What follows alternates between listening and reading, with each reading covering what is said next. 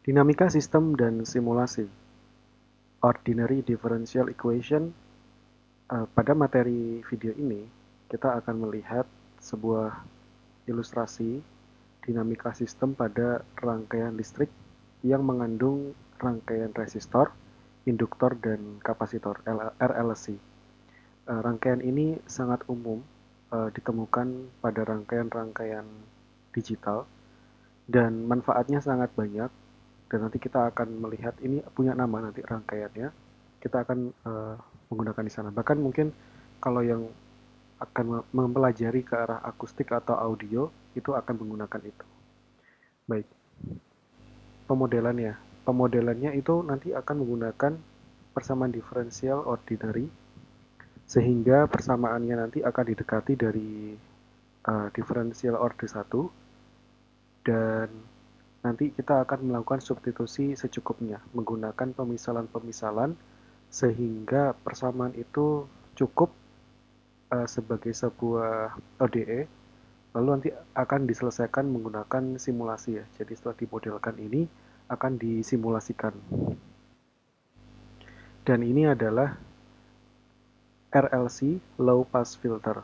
Artinya sebuah rangkaian RLC yang dia punya fitur filter.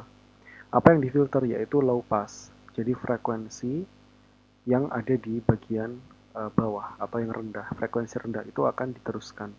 Sementara berarti dia memblok, kalau istilah low pass filter berarti high block filter, itu tapi tidak pernah diucapkan ya. Jadi intinya frekuensi tingginya itu disaring, tidak boleh diteruskan. Jadi ini bisa seperti generator begitu ya untuk frekuensinya. Dan ini ilustrasi gambar yang Anda lihat ini adalah hasil dari LT Spice. Saya harapkan kalian bisa mencoba sendiri, download, dan kemudian menciptakan rangkaian produk seperti ini. Memang cara pengoperasian LT Spice ini agak unik, jadi tidak disertai toolbox begitu, tetapi menggunakan shortcut F2, F3, dan seterusnya. Silakan cek di dokumentasi LT Spice. Jadi beberapa software yang di dinamika sistem, kemudian mungkin fenomena gelombang, akustik, kontrol, dan lain-lain tuh kita akan berputar-putar pada beberapa aplikasi yang terkenal ya, misalkan MATLAB, kemudian Scilab, kemudian LTSpice. Itu bisa saling bertukar digunakan, dan tentu saja Python. Dan sebetulnya rangkaian RLC ini juga bisa disimulasikan dalam bentuk Python, tetapi sampai video ini dibuat, saya belum sampai ke persamaan konklusifnya. Kode konklusifnya. Saya sudah punya source code-nya, tetapi itu untuk kasus yang lain. Dan kalian sebenarnya bisa mempelajari sendiri, namanya PySpice kalau nggak salah. Library-nya itu PySpice, jadi mirip, jadi menggabungkan antara Python dan LTSpice, jadi PySpice. Dan itu di-develop sama orang, dan kita bisa menggunakan untuk membuat rangkaian RLC. Oke, mungkin itu untuk pengayaan, dan kalau misalnya kalian sudah mengerjakan itu, bisa didiskusikan ke saya, misalkan untuk mengkonfirmasi apakah hasil rangkaiannya benar atau tidak. Dan sekali lagi, ini model pembelajarannya tidak pernah berubah. Dalam arti tidak pernah berubah itu menuntut keseriusan mahasiswa dan keaktifan proaktif di sisi mahasiswa. Dosen sekali lagi adalah fasilitator, jadi bahkan isi buku itu tidak pernah dipindahkan ke dalam slide. Jadi kalau kalian merasa slide-nya itu sangat sedikit, maka slide itu adalah panduan bagi dosen itu untuk bicara. Sebuah buku itu disusun oleh penulis bukunya itu mencapai 6 bulan, setahun, bahkan sampai 6 tahun dan 10 tahun. Kenapa? Karena melalui proses revisi yang panjang, pembaruan yang panjang.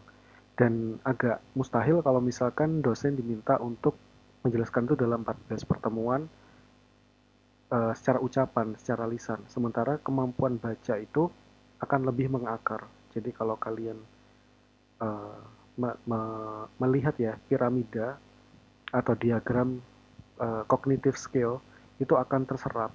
Yang paling rendah itu dengan cara mendengar. Jadi kalau ini seperti kalian sekarang mendengar video ini, menyimak video ini, itu kemampuan menyerap informasinya itu sangat rendah.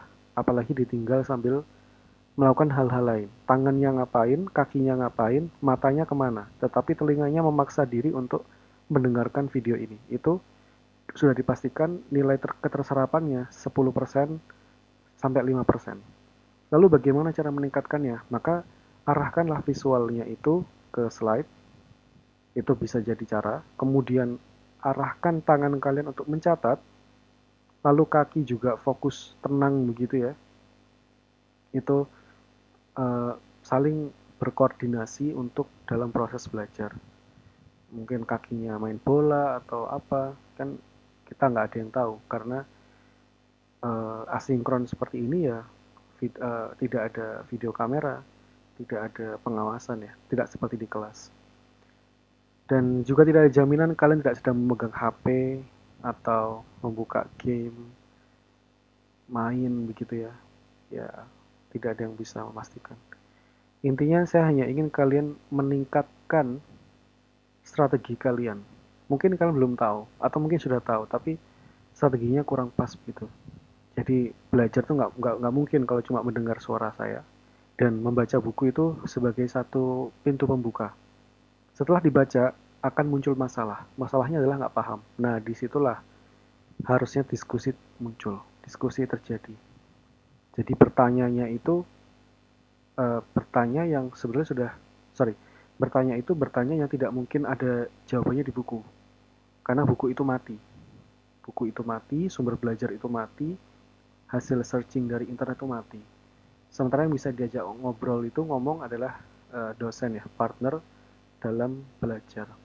Kembali ke RLC Low Pass Filter, ini bisa dicoba melalui Altispice, jadi saya sangat mendorong kalian untuk mencoba di Altispice ini. Dan ini secara singkat adalah hasil keluaran, output, sinyal, pengukuran pada V1 dan V2. Jadi kalau dilihat, kita mundur sebelumnya, di V1 itu adalah tanda 1. Tanda 1 begini.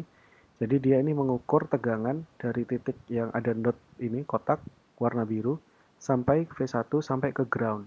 Kemudian, kalau kita ingat hukum Kirchhoff tentang tegangan dan arus ya, jika di sini dia aliri V1, maka L1 ini mengandung dilalui oleh V1 ya.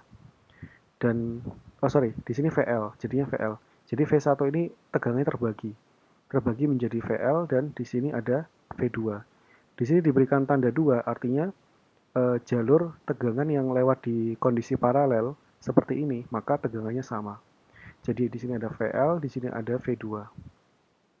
Kita akan melakukan penurunan secara matematis untuk mendapatkan persamaan ODE-nya.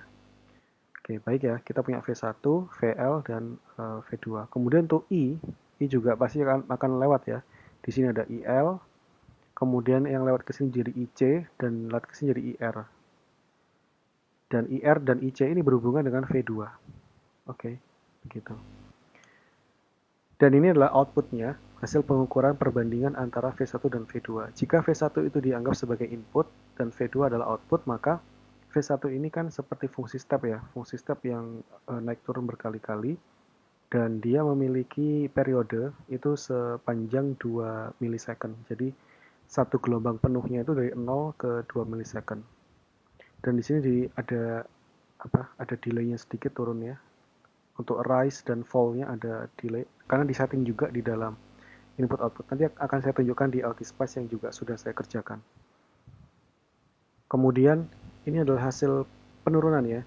Sepertinya kalau kita melihat hasil penurunan secara ketikan begitu agak pusing, agak bingung. Jadi saya akan mengajak untuk kalian melihat ke GoodNotes saya. Jadi di GoodNotes ini sudah saya tuliskan.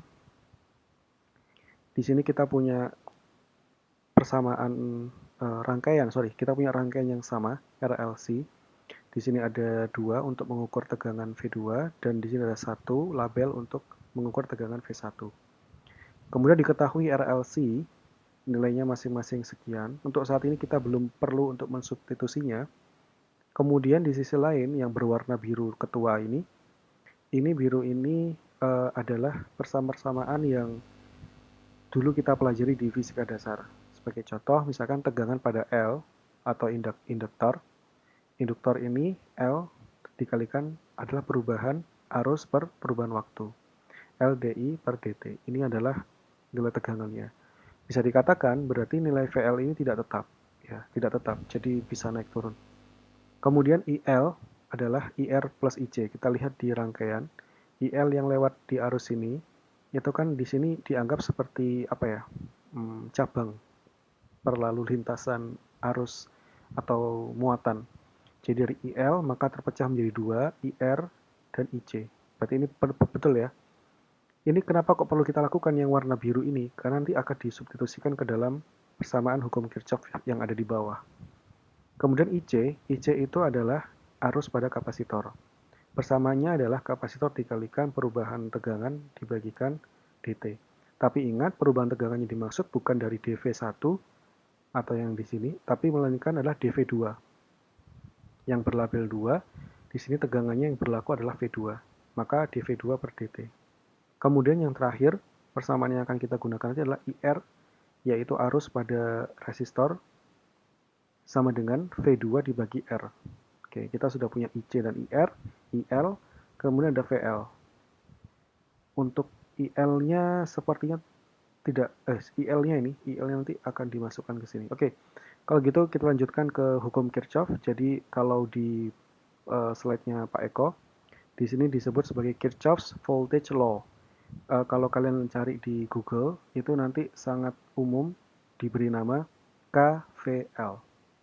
KVL, jadi Kirchhoff's Voltage Law. Nah, jadi persamaan mula-mulanya tentu kita melihat ini ya, tegangan itu konservatif. Ya, jadi V1 sama dengan VL plus V2. Kita lihat tadi, V1 sama dengan VL ditambah V2. Oke, itu ya.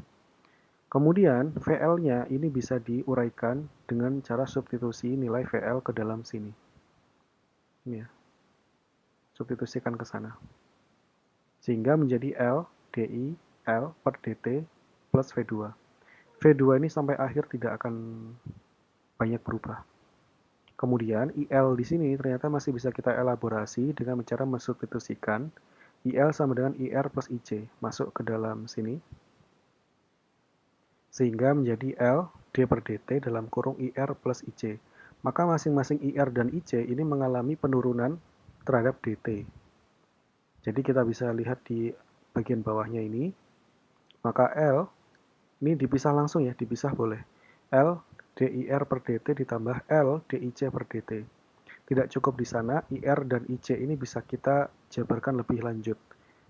Kita tadi punya persamaan IC, kemudian ada persamaan IR seperti ini, maka IR dan IC bisa kita substitusikan. Untuk langkah yang berikutnya, kita melihat IC dulu.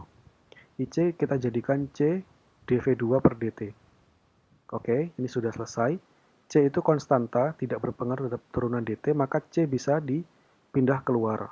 Sehingga nanti di bawah ini jadi LC dikalikan D kuadrat V2. Kenapa D kuadrat? Karena di sini ada D per dt dan di sini dV2 per dt. Jadi double. Turunannya jadi 2 kali. D kuadrat V2 per dt kuadrat. Sekali lagi, V2 yang di belakang tidak berubah sama sekali. Kemudian yang IR di sini kita tadi punya V2 per R, juga bisa kita substitusikan ke dalam persamaan kita. Jadinya L D per dt V2 per R. V2 per R ini R-nya itu konstanta, jadi bisa diletakkan di luar. Sementara V2-nya itu bisa jadi berubah-ubah ya, maka dia dV2 per dt. Lalu kita ringkas di bawah, V1 sama dengan L per R, dV2 per dt ditambah LC, D kuadrat V2 per dt kuadrat di plus V2. Jadi ini adalah bentuk persamaan V1 sama dengan. Tetapi itu belum berpola sebagaimana ODE. Kalau ODE itu diawali dengan turunan 2 kalinya, sehingga kita bisa ubah menjadi pola ODE. LC D kuadrat V kuadrat per dt kuadrat kita pisahkan menjadi satu ruas tersendiri, sehingga seperti ini di bawahnya. Lalu jadi minus, minus, dan plus V1. Lalu kita juga sekali lagi bisa memindahkan LC untuk yang terakhir kalinya, sehingga pada akhirnya kita jadi punya persamaan ODE yang sebenarnya, jadi turunan 2 kali. Tapi ingat, persamaan ODE yang bisa diselesaikan dengan simulasi kita tadi, itu pendekatannya adalah turunan 1. Nanti kita sehingga memerlukan satu langkah lagi, yaitu substitusi, kita membuat persamaan bayangan. Oke. Saya kira ini jelas, 1 per LC, buka dan tutup kurung, isinya seperti ini. Kemudian langkah berikutnya adalah kita akan fokus di sini. Ini saya tuliskan kembali persamaannya. Hasil akhirnya D kuadrat V kuadrat per DT kuadrat, isinya seperti ini, 1 per LC. Kemudian gunakanlah substitusi. Kita mengundang variabel baru namanya Z1. Z1 ini adalah V2. Dan kita turunkan sehingga menjadi Z1 dot sama dengan dV2 per dt. Jadi kita punya turunan pertama dari Z1 dot. Kemudian kita perkenalkan lagi Z2 sebagai bentuk turunannya langsung dari V2. dV2 per dt. Sehingga turunan pertama yaitu Z2 dot adalah langsung turunan kedua D2 D kuadrat per D kuadrat V2 per dt kuadrat. Dari nanti kita akan menggunakan Z1 dot dan Z2 dot, ya kan? Kita menggunakan itu sehingga kita bisa samakan gitu ya. Z1 dot sama dengan Z2. Lihat ya. Z1 dot yang ini sama dengan Z2. Ekuivalen ya, sama. Kemudian Z2 dotnya adalah ini turunan ini. Sehingga kita bisa substitusikan dari persamaan yang paling atas itu termasuk isi di dalamnya. Untuk ini Z1 dan di sini Z2. Saya kira ini penurunannya sudah sangat jelas sehingga kita persamaan Z1 dot dan Z2 dot ini bisa kita tuliskan ke dalam simulasi Scilab atau MATLAB atau yang semacam, atau Python mungkin juga bisa. Kita kembali lagi ke slide ini. Jadi hasil akhirnya seperti ini. We have ini Z1 dot sama dengan Z2 dan Z2 dot dan seterusnya. Lalu ini adalah kode-kode pada Scilab. Kebetulan di Mac saya itu gagal untuk install Scilab, tidak dikenali begitu softwarenya. Sebenarnya saya harus melakukan sedikit tweaking, tapi belum sempat ya. Jadi intinya di kuliah ini silakan kalian coba menggunakan Scilab di Windows-nya. Input aja kode ini sesuai ini ya. Silakan di pause ya. Ini saya kasih kodenya. Diketik ulang bagian ini, kemudian yang ini. Ini deklarasi Z dot RLC system untuk T, Z. Z-nya itu nilai Z-nya, kalau T-nya itu waktu. Kemudian V1, ini kan persamaan itu kan. Ini signal dari pusat generatornya, generator si listriknya. 2pi, T per T ini kan 2pf, berarti kan ini omega ya. Jadi 2 omega, sin omega. Ini adalah sin omega T. Ya, ini sin omega T. Jadi frekuensi angular. Dan A ini adalah amplitudanya. Jadi amplituda yang kita punya tadi kan 5 volt. Jadi kita nanti akan punya puncak itu 5 volt. Kemudian Z.1 berarti yang ini sama dengan Z2. Z.2 sama dengan isiannya ini. Lalu N function. Lalu kita deklarasikan matriks untuk waktu. Simulation time space dalam millisecond. Kemudian Y0 ini adalah initial condition ya, kondisi awal, dan di bawahnya adalah ODE. Jadi ini perintah dari untuk pengerjaan ODE. Dan lalu terakhir adalah plotting. Jadi kita memplot, ada V1 di sana, SCF, LCLF, lalu plot, ikuti ini dan legend, kita kasih legend V1 dan V2. Harusnya hasilnya akan seperti ini. Yang di atas ini adalah keluaran dari Scilab, dan di bawah, kebalik. Yang di atasnya LT-SPICE, yang di bawah adalah Scilab. Dan berikut adalah simulasi kita menggunakan LT-SPICE ya. Di sini saya sudah membuat rangkaian yang sama, RLC-nya. Kemudian ada V1 dan V2 ini yang sebagai titik yang akan kita ambil. Kita probe ya. Jadi seperti kalau di lab itu kita punya ujung probe-nya, hitam dan putih atau hitam dan merah begitu. Dan lalu ada V1 ini ada settingan tertentu, kita bisa klik kanan. Kemudian silakan disalin konfigurasi untuk initial voltnya, V-on-nya, V-delay, T-rise, T-fall, T-on, dan T-periodnya ini silakan disalin semua sama. Oh, yang pertama-tama tentu saja pilih stylenya untuk yang pulse ya, bukan yang lain. Pulse. Kemudian ini diisi, klik OK, dan kita running. Maka kita akan mendapatkan grafik kosong. Ini kanvas begitu, hasil simulasi untuk waktu 0 sampai 10 milisecond. Bagaimana untuk mendapatkan nilai hasilnya? Silakan klik V1 untuk probe ya. Jadi seakan-akan kita probe. Berarti V1 ini adalah input ya. Input, kemudian V2-nya adalah output. Dan inilah hasil tegangannya, misalkan. Jadi ada pola-pola seperti ini, dan saya kira ini bisa dibandingkan dengan hasil yang ada di slide, harusnya tetap sama. Oke, itu aja. Ini adalah simulasi menggunakan LT-Spice. Materi selanjutnya, setelah ODE, kita akan belajar menggunakan state space. Jadi hasil dari penurunan diferensial order pertama dan beberapa substitusi yang kita lakukan untuk memodelkan RLC kita, electrical ya, listrik. Berikutnya kita perlu mewujudkan dia menjadi state space. Ingat, state space kemarin itu bentuknya matriks ya, bentuknya matriks. Nah, ini kemudian ada ilustrasi state space. Kurang lebih ada U sebagai input. Itu kalau masuk ke dalam sini, maka dia menjadi persamaan state. U-nya masuk ke dalam persamaan state ya. Ada X dan DX. Kemudian untuk output, itu biasanya juga ada input yang langsung menjadi masuk ke output. Lalu hasilnya menjadi Y. Sementara kalau dari state itu memberikan kontribusi ke output sebagai X. Nanti kita akan melihat X dot, ada X dotnya 1, X dotnya 2, itu state space-nya atau state vector. Baik. Ya, jadi kita secara sederhana nanti akan mencari persamaan matriks A, B, C, D-nya. Untuk persamaan X dot-nya ini berarti isinya akan A dan B. Kemudian untuk Y ada C dan D.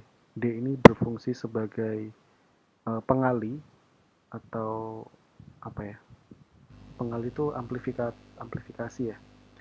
Untuk inputnya. Kemudian yang B ini juga pemberi pembobot lah ya, pembobot untuk input pada state vektornya, state space-nya. Dan persamaan ini, state space ini, nanti kita masih bermain di lingkungan time domain. Hasilnya itu divisualisasikan biasanya itu dalam, pastinya masih pergerakan dalam waktu. Entah nilainya apa. Kalau RLC berarti yang dicari bisa arus, bisa tegangan. Kalau di sini kita masih cari tegangan, dan itu tegangan per waktu. Jadi ada hubungan kurva antara tegangan dan waktu. Kemudian first order differential equation. Jadi pendekatannya adalah penurunan pertama. Kemudian multi input, multi output. Ya, jadi bisa kita memberikan input lebih dari satu. Kemudian white box, explicit dan internal state. Kenapa white box? Karena rangkaian RLC ini bisa kita lihat. Bisa kita lihat, tidak tertutupi apa-apa, karena wujudnya ada dan bentuknya kecil dan sederhana, maka seakan-akan tuh white box. Kebalikan dari white box adalah black box. Mungkin kita lebih familiar dengan istilah black box, karena black box itu untuk menyatakan kotak yang misterius. Jadi kita nggak tahu isinya itu apa, maka kita nyebutnya itu black box. Sebagai contoh, kalau misalkan voice recorder pada pesawat yang jatuh, itu kan dicari black box. Meski pada kenyataannya, wujud asli dari black box tersebut adalah warna oranye. Jadi black box ini adalah istilah, bukan nama sebenarnya dari data voice recorder yang ada di pesawat. Nah, jadi kalau white box itu wujud sirkuit atau wujud kendalinya itu terlihat dengan jelas, terpampang dengan jelas. Katakanlah kalau kalian punya komputer, itu casingnya itu transparan. Transparan kaca, transparan plastik, atau akrilik begitu. Jadi kelihatan di dalamnya itu sirkuitnya kemana, ke arah mana, itu ketahuan semua.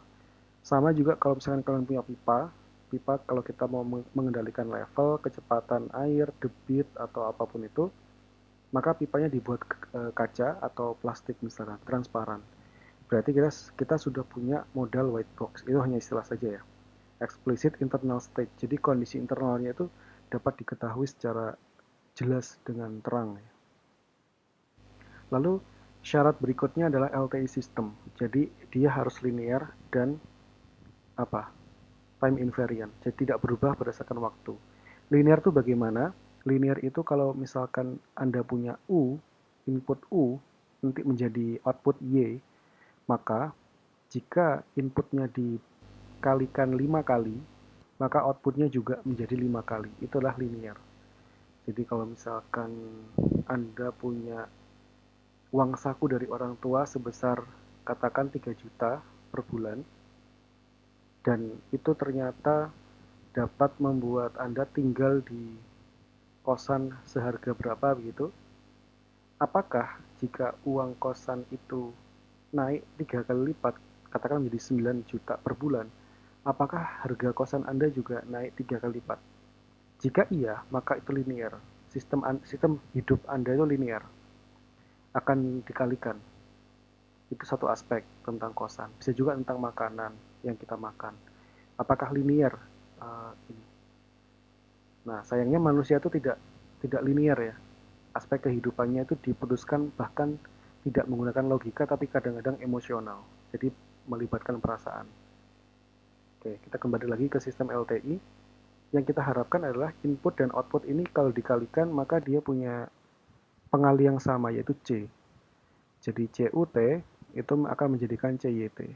Pengalinya jelas. Sehingga kalau misalkan juga orang tua Anda memberikan uang bulanan 3 juta per bulan, lalu IP Anda itu 3,1 gitu. Apakah jika uang bulanannya dikalikan 3 kali lipat, apakah hasil IP-nya menjadi 9,3? Kan enggak ya, enggak begitu maksudnya. Nilai IPK maksimal 4 kan, jadi nggak mungkin tembus daripada itu. Tapi yang dinilai adalah effortnya. Jadi effort Anda apakah berlipat dari uang yang diberikan dari orang tua. Jadi kalau misalkan antara uang sakunya 1 juta, 2 juta, 3 juta, sampai 6 juta, itu tidak mempengaruhi effort, berarti hidup Anda tidak linear ya. Tidak linear. Karena input dan outputnya nggak nyambung. Nggak mesti, kadang-kadang nilai bagus, kadang-kadang ya jelek. Itu berarti tidak linear.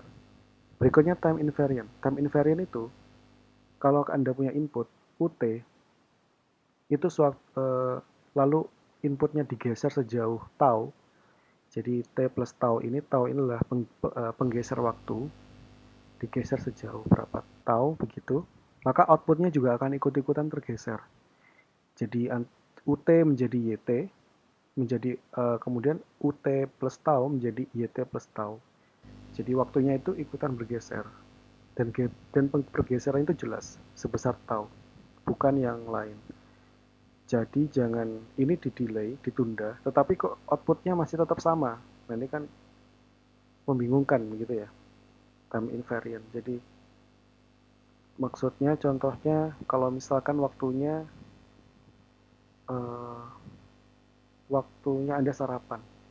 Kalau saya sarapannya pagi jam 7, maka nanti saya akan lapar kembali itu pada jam 12.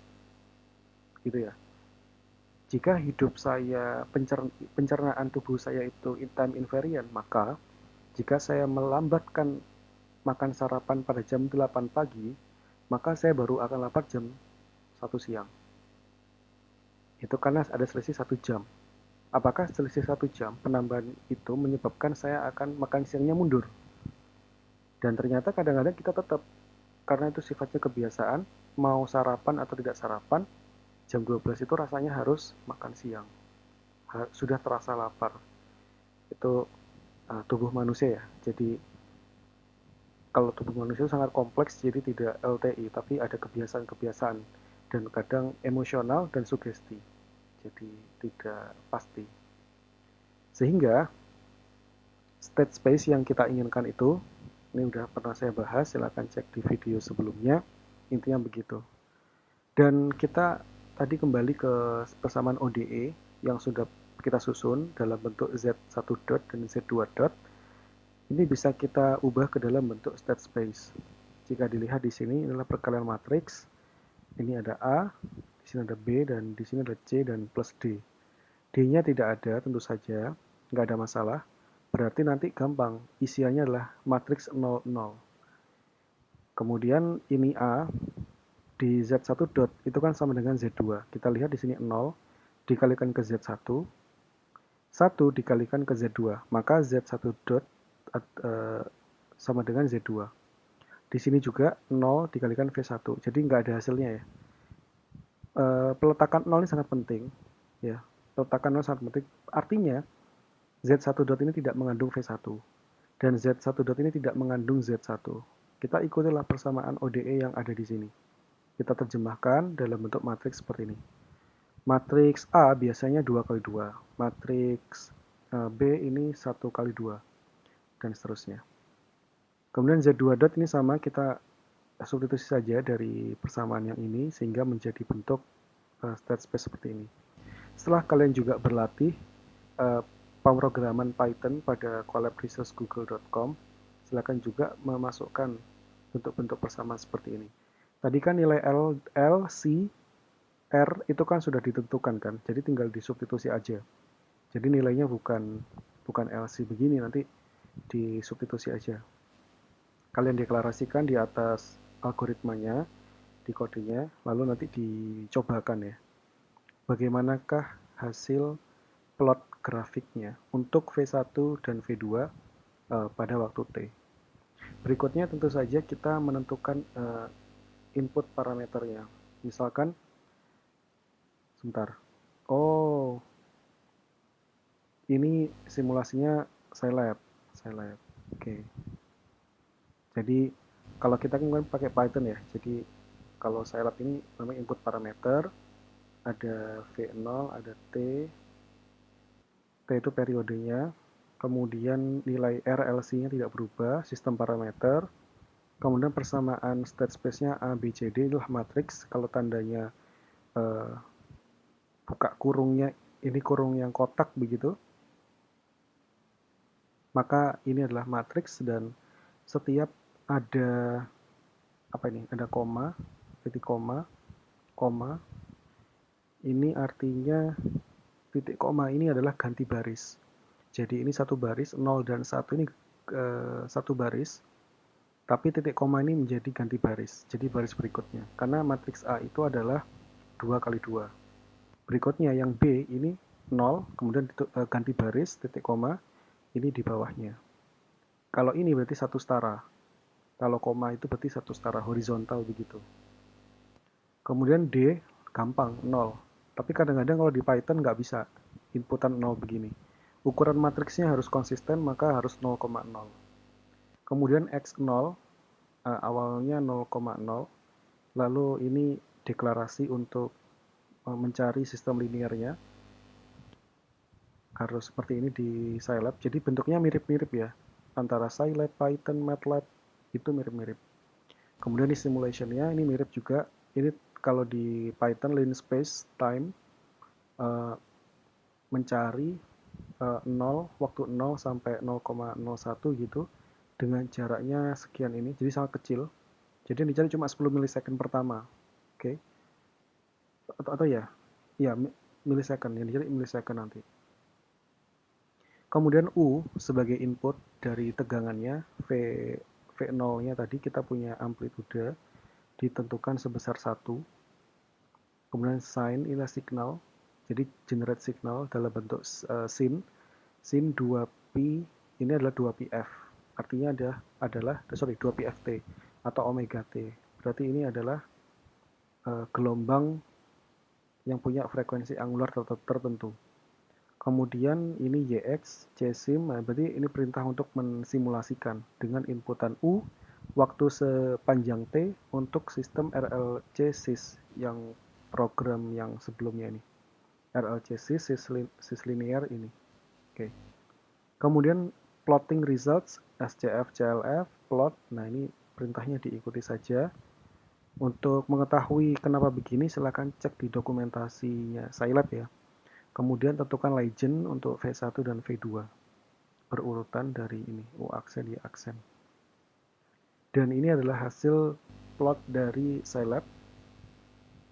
Silakan coba bandingkan dengan Python ya. Saya harap bisa dicoba sendiri. Dan inilah hasil video akhir dari video kita. Silakan menggunakan kode untuk presensi. Kodenya adalah apa enaknya?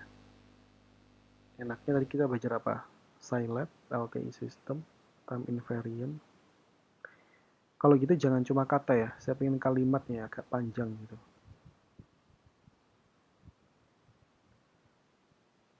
Tubuh manusia bukan LTI system.